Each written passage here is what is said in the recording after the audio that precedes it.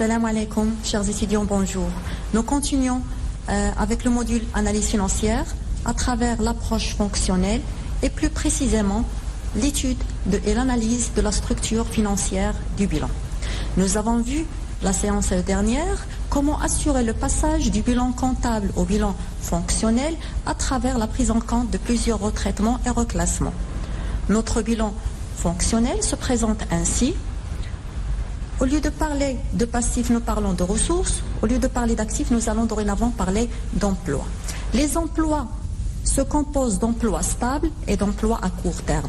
Les emplois stables sont généralement composés de l'actif immobilisé au terme du bilan comptable, diminué de la valeur d'entrée des primes de remboursement des obligations, augmenté de la valeur d'origine du crédit bail, avec la prise en considération des écarts de conversion actifs sur éléments durables.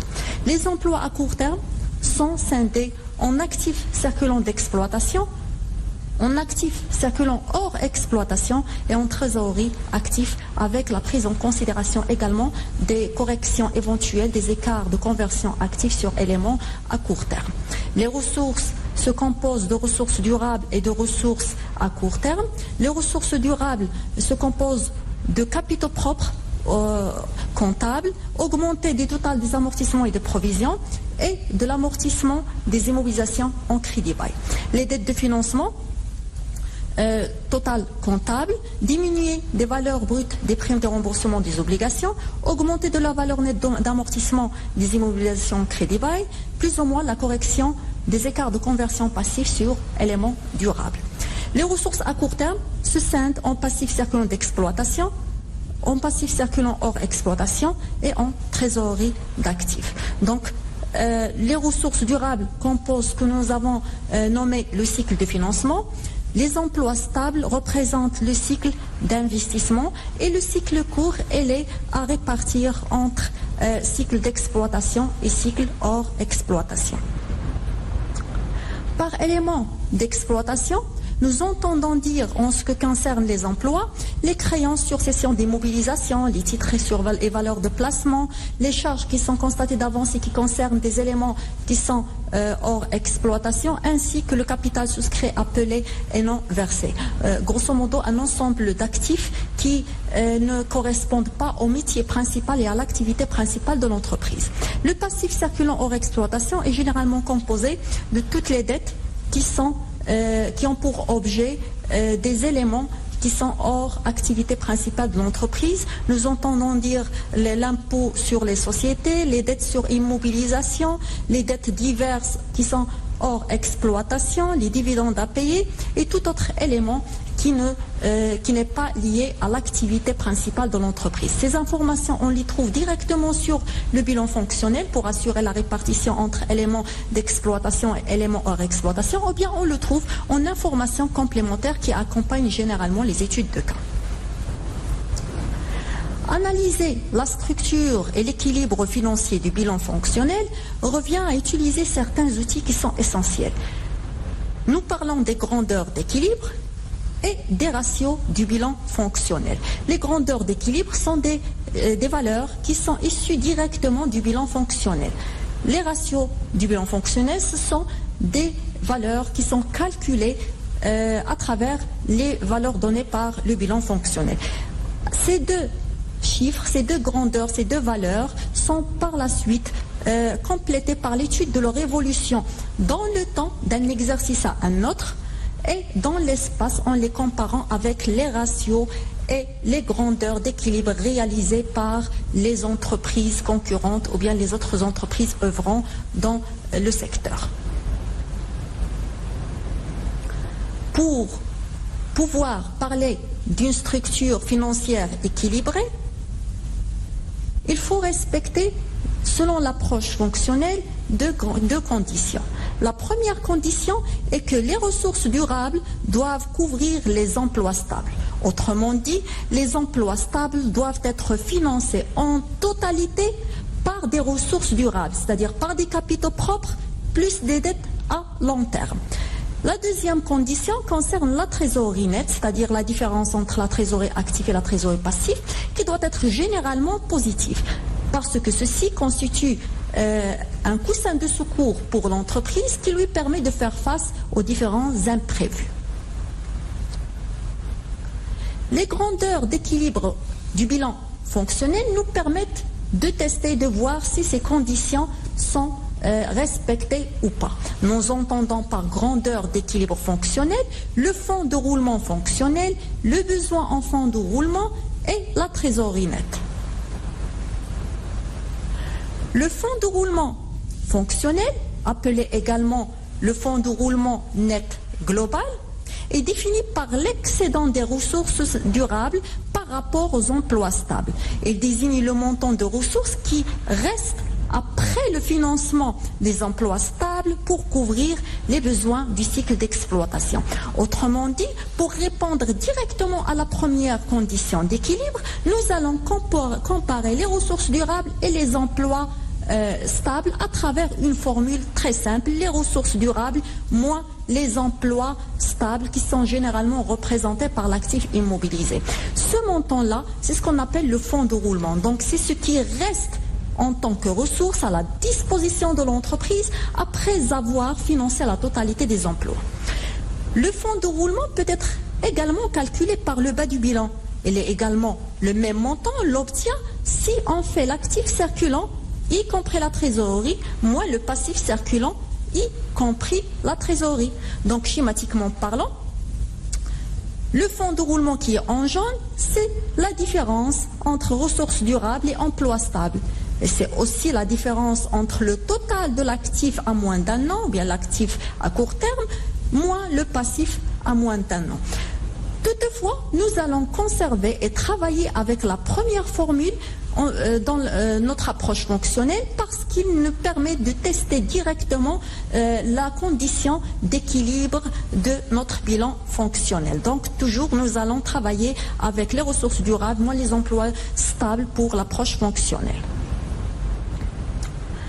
Le fonds de roulement qui est calculé est un chiffre qui peut être positif ou négatif. Quand il est positif, on dit que qu'il y a un excédent de ressources durables sur les emplois stables.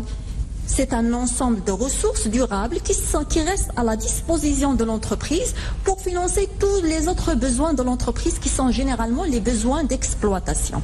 Donc il s'agit d'une ressource qui est durable, qu'on n'exige pas de la rembourser à court terme. C'est une ressource qui est composée soit de capitaux propres, soit de dettes à long terme.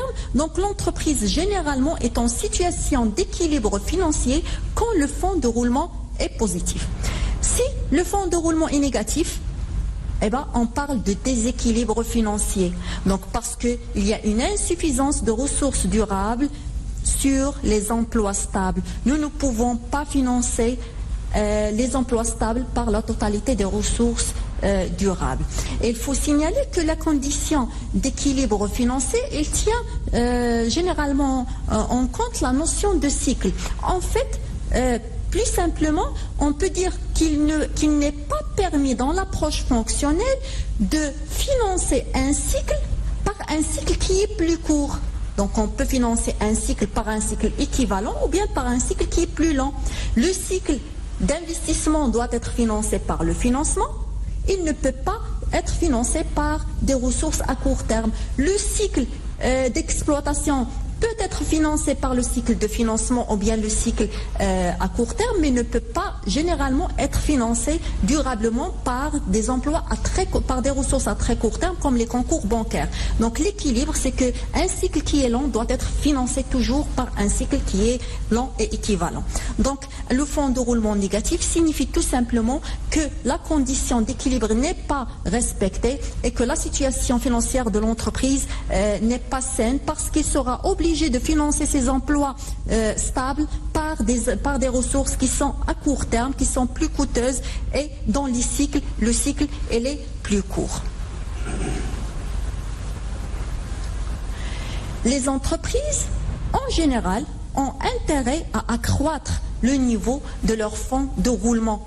Donc, on peut leur suggérer à ce titre, au niveau de notre diagnostic financier, d'agir sur les composantes de la formule du fonds de roulement. Donc ressources durables moins emplois stables, il faut augmenter les ressources durables et il faut minimiser les emplois stables.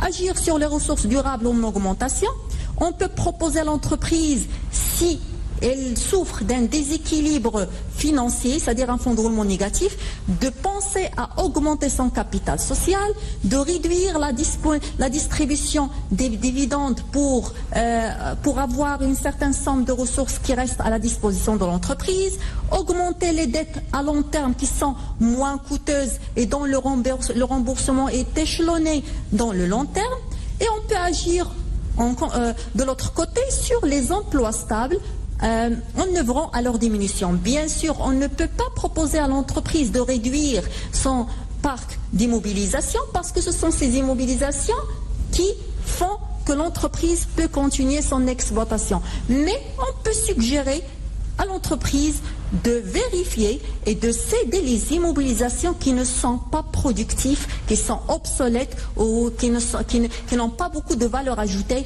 au sein de l'entreprise pour alléger les emplois stables. Le besoin en fonds de roulement se calcule à travers l'actif circulant hors trésorerie, moins le passif circulant hors trésorerie. Ou bien les emplois à court terme, on ne compte pas la trésorerie, moins les ressources à court terme hors trésorerie. Donc, quand on parle d'actifs circulants hors trésorerie, on parle généralement, quand on parle d'exploitation, on parle des stocks, on parle des créances clients. Quand on parle de passifs circulants, c'est essentiellement les dettes fournisseurs. Donc c'est la différence entre ces deux grandeurs qui nous donnent ce qu'on appelle le besoin de financement. Donc le besoin de financement, c'est un manque en ressources chez l'entreprise et s'appelle besoin. Donc l'entreprise est en manque de ressources pour assurer son activité, pour financer son exploitation, pour payer ses charges d'exploitation, loyer, salariés, électricité, etc. Donc c'est un manque de ressources. Nous allons voir son origine. Le besoin en fonds de roulement lui-même, il peut être subdivisé en besoin d'exploitation et en besoin hors exploitation. Le BFR d'exploitation concerne les éléments à court terme qui portent sur l'activité principale de l'entreprise. Généralement, c'est les stocks et les créances, moins les dettes d'exploitation. Le BFR hors exploitation se calcule généralement à travers l'actif circulant hors exploitation, comme à travers des éléments que nous avons déjà cités, moins le passif circulant hors exploitation, c'est-à-dire les dettes qui concernent des éléments qui ne font pas partie du métier ou de l'activité principale de l'entreprise. La distinction entre les deux nous permet de savoir est-ce que le manque dont souffre l'entreprise, est-ce qu'il vient de son activité parce qu'on a mal géré les stocks, les créances et les relations fournisseurs, ou bien est-ce qu'il provient des éléments qui sont hors exploitation, c'est-à-dire une activité annexe à l'entreprise qui alourdit les charges de l'entreprise et qui ne fait même pas partie de l'activité principale de l'entreprise. Le besoin en fonds de roulement global, donc généralement c'est le besoin d'exploitation plus le besoin hors exploitation. Donc un besoin en fonds de roulement positif, cela veut dire que nous avons un manque. Il s'appelle un besoin. Donc les emplois à court terme sont supérieurs aux ressources à court terme. Ce qui traduit un besoin de financement global qui doit être comblé. Nous devons satisfaire ce besoin.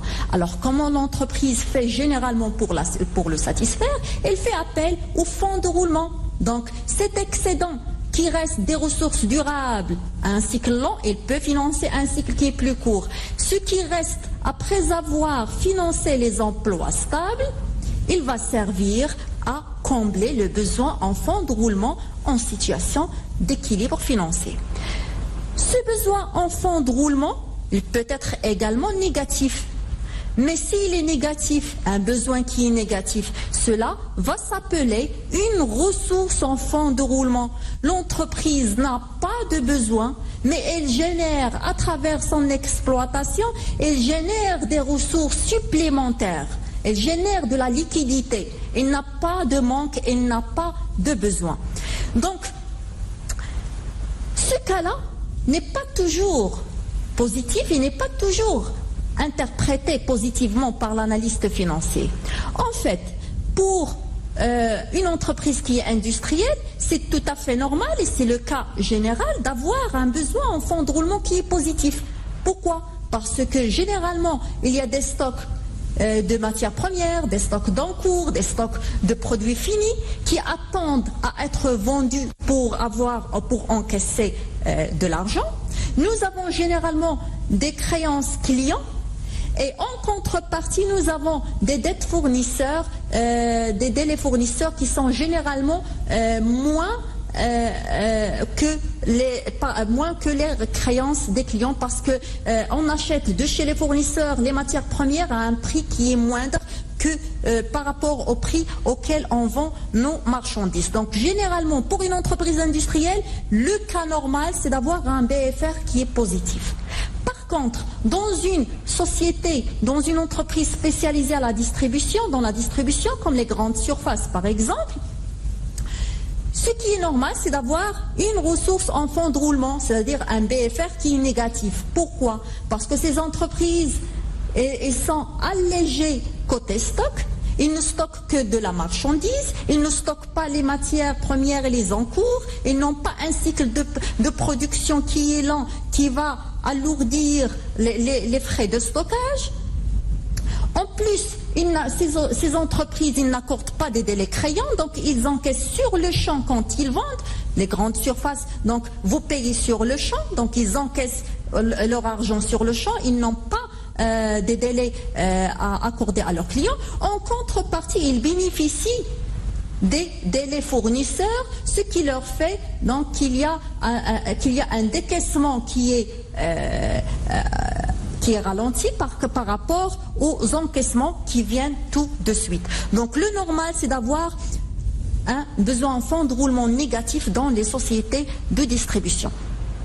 Un besoin en fonds de roulement négatif dans une entreprise industrielle peut être un indicateur de surendettement. Peut-être ceci veut dire que l'entreprise, elle contracte des dettes à court terme dont elle n'a pas besoin. Donc de chez les banques, de chez les partenaires. Donc il faut faire attention en analysant et en interprétant cette grandeur qui est le besoin en fonds de roulement. Donc en fait, l'explication de la notion en besoin de fonds de roulement, elle fait appel à la notion de cycle. En fait, le BFR, elle désigne le décalage entre les composantes du cycle court. Le besoin en fonds de roulement, donc on l'a déjà expliqué, il résulte du décalage dans le temps entre les décaissements fournisseurs, c'est-à-dire le passif circulant hors trésorerie, les achats de matières, de loyers, etc. et les encaissements qui sont l'actif circulant hors trésorerie, qui sont généralement composés par les stocks et les créances. Les entreprises, généralement, ont intérêt à réduire leurs besoins en fonds de roulement. Donc, pour le faire, on revient toujours aux composantes de la formule. Donc, il faut réduire l'actif circulant hors trésorerie, donc optimiser les niveaux des stocks. Donc, il faut bien étudier le marché pour ne stocker que la quantité que nous allons vendre et ne produire que exactement ce qu'il faut sur le marché. Donc réduire les délais clients et la masse des clients douteux. Et de l'autre part, augmenter le passif circulant en allongeant les délais fournisseurs. Il faut négocier avec ces fournisseurs pour allonger les délais de décaissement. Donc bien sûr, si nous avons un besoin en fonds de roulement hors exploitation, donc il faut également essayer de le réduire. Il ne faut pas qu'il alourdisse le besoin en fonds de roulement global. La troisième grandeur de notre bilan fonctionnel, c'est la trésorerie nette. La trésorerie nette se définit comme étant la trésorerie active de l'actif moins la trésorerie du passif. Donc elle représente la différence entre la trésorerie active et la trésorerie passive, c'est-à-dire s'il est positif, c'est-à-dire c'est ce qu'on a dans la banque. La trésorerie active, c'est les disponibilités en banque et en caisse. La trésorerie du passif, c'est généralement les concours bancaires et les soldes banques créditeurs. Donc, nous n'allons pas retenir cette définition ou bien cette formule, mais nous allons, au niveau du bilan fonctionnel, mais nous allons retenir la deuxième formule qui stipule que la trésorerie nette, c'est le fonds de roulement moins le besoin en fonds de roulement. Ça donne le même résultat, mais en utilisant la deuxième formule, nous allons aller dans la continuité de l'analyse fonctionnelle. Donc, la trésorerie nette, c'est le fonds de roulement, moins le besoin en fonds de roulement. Elle est aussi la résultante de ce qui se passe dans le cycle lent, ressources moins emploi stable, et de ce qui se passe dans le bas du bilan au niveau du cycle court. Donc c'est le fonds de roulement moins le besoin en fonds de roulement. En fait, la trésorerie nette, elle traduit l'équilibre des flux à long terme et des flux à court terme. Elle peut être positive ou négative. Si elle est positive, c'est une ressource. Donc l'entreprise dispose d'une marge de sécurité. Cette marge de sécurité, cette somme d'argent qu'elle a dans ses comptes, donc elle peut lui servir pour faire face à d'éventuels imprévus qui nécessitent des financements urgents. Si elle est négative, ça veut dire qu'il y a un besoin de financement. Donc généralement l'entreprise va le combler en faisant recours à des crédits à très court terme, les concours bancaires et les soldes ou bien soldes de la banque créditeur. Donc, et si ça se répète, cette situation de trésorerie nette négative, on dit qu'il y a un déséquilibre financier. Il faut signaler toutefois que même si les entreprises, ils ont tendance, ils désirent avoir toujours une trésorerie nette qui est positive, mais on ne peut pas agir directement sur la trésorerie. On ne peut pas conseiller dans notre diagnostic financier à l'entreprise d'augmenter sa trésorerie nette. En fait, la trésorerie nette n'est pas une variable d'action. Elle résulte de ce qui se passe dans le haut du bilan, dans les autres cycles. Donc, pour agir sur la trésorerie nette, il faut agir sur ce qui se passe sur les cycles d'investissement, de financement et le cycle d'exploitation généralement. Donc, il faut améliorer, pour améliorer la trésorerie nette, nous passons d'une manière indirecte par l'amélioration du fonds de roulement et la réduction du besoin en fonds de roulement. C'est ce qui nous permet d'améliorer la trésorerie nette. Nous avons un petit exemple illustratif. Donc, une entreprise industrielle dont les ressources durables sont 2000, les emplois stables sont de 600, donc le fonds de roulement c'est 1000 moins 600, ce qui va nous donner 400. L'actif circulant est de 700, le passif circulant hors trésor c'est de 350, ce qui nous donne un besoin en fonds de roulement qui est positif de 350, 700 moins 350. La trésorerie nette est de 50, donc c'est 700, c'est 400, le fonds de roulement, moins 350, le besoin en fonds de roulement, ce qui va nous donner une trésorerie nette positive de 50. Donc, nous avons un fonds de roulement qui est positif, un besoin en fonds de roulement qui est positif. Donc, nous avons des ressources qui sont plus importantes que les besoins d'exploitation. Donc, sur les 400 qui restent après avoir financé les emplois stables, nous avons dépensé 300, nous allons dépenser 350 pour subvenir aux besoins d'exploitation, c'est le besoin en fonds de roulement, et le reste, 50, elle va être mis dans la trésorerie. Donc la trésorerie, ici vous voyez, c'est une relation d'équilibre entre le fonds de roulement, le besoin en fonds de roulement et la trésorerie nette. Ce qu'on peut dire dans le cas de cette entreprise, c'est qu'elle dégage un fonds de roulement positif, ce qui signifie que ses ressources permanentes, les ressources permanentes à travers le capital et les dettes à long terme, ils arrivent à financer la totalité des immobilisations et en plus, elle dégage des ressources supplémentaires de 400. Donc ce fonds de roulement, il va nous servir pour financer les besoins qui sont issus du cycle d'exploitation et qui sont à hauteur de 350. Donc, les 50 restantes constituent la trésorerie positive. Il faut se garder à ce stade d'émettre un jugement sur cette situation pour plusieurs raisons. Parmi ces raisons, on ne possède aucune information concernant les années antérieures. Il faut comparer ces grandeurs avec les grandeurs réalisées par l'entreprise pendant les exercices précédents pour savoir si on est en amélioration de la situation financière de l'entreprise ou bien en dégradation.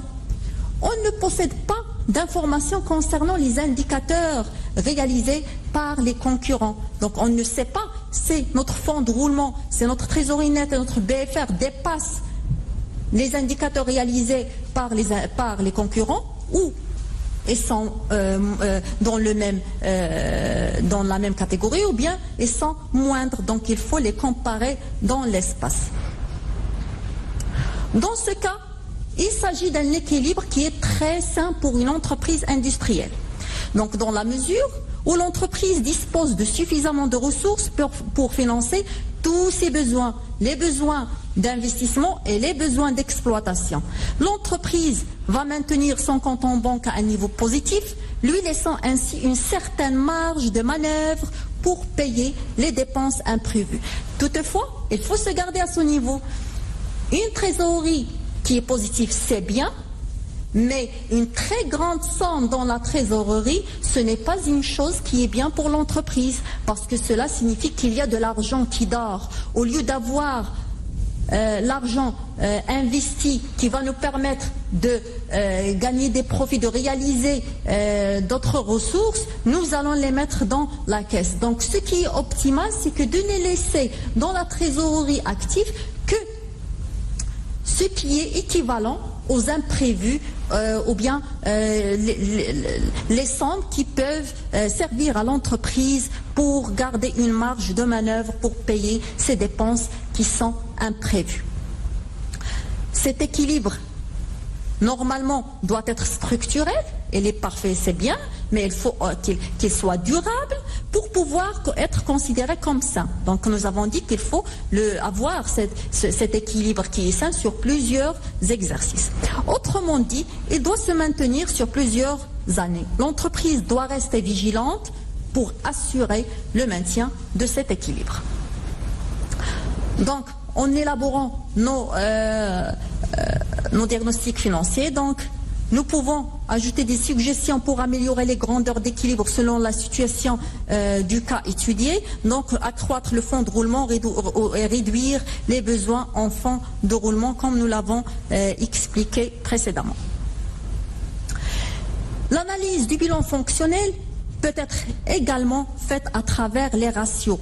Les ratios, donc, c'est un rapport entre deux chiffres qui sont issus du bilan fonctionnel. Donc le recours au ratio va nous donner l'opportunité d'avoir des informations qui complètent les grandeurs d'équilibre et qui nous éclairent sur l'équilibre financier. Le ratio d'autonomie, il peut être calculé de deux manières. La première formule, le ratio d'autonomie, c'est les capitaux propres sur les dettes financières. Il nous permet de déterminer l'indépendance financière vis-à-vis des établissements bancaires. Donc, ce ratio, plus il est faible, au plus l'entreprise est endettée. Quand il est trop endetté, elle aura du mal à emprunter une nouvelle fois pour subvenir à ses besoins d'investissement. Donc, généralement, ce ratio doit être supérieur à 1 pour garantir l'indépendance financière. Ce même ratio d'autonomie peut être calculé à travers la formule suivante, capitaux propres sur capitaux permanents. C'est-à-dire on va chercher la proportion des capitaux propres dans l'ensemble des ressources durables de l'entreprise. Donc généralement, ce ratio doit être supérieur à 0,5, c'est-à-dire que les capitaux propres doivent généralement être au moins 50% des ressources durables de l'entreprise. Donc, si les capitaux propres représentent plus de la moitié des capitaux permanents, ce qui est souhaitable, cela signifie que les dettes forment moins que la moitié des capitaux propres. La solidité financière de l'entreprise, elle est bien et elle n'est pas ébranlée. Si les capitaux propres représentent une minorité, ou bien moins que la moitié des capitaux permanence, cela signifie que les dettes sont trop importantes par rapport aux capitaux propres, ce qui n'est pas bien pour l'entreprise parce qu'elle aura des difficultés à s'endetter par la suite. Le ratio de couverture des emplois stables, il est aussi appelé le ratio de fonds de roulement parce qu'il fait la même mission que le fonds de roulement. Elle est calculée en divisant les ressources durables sur les emplois stables. Donc il nous permet de savoir la proportion de financement des emplois stables par les ressources durables. Généralement, il doit être au moins égal à 1, c'est-à-dire 100%.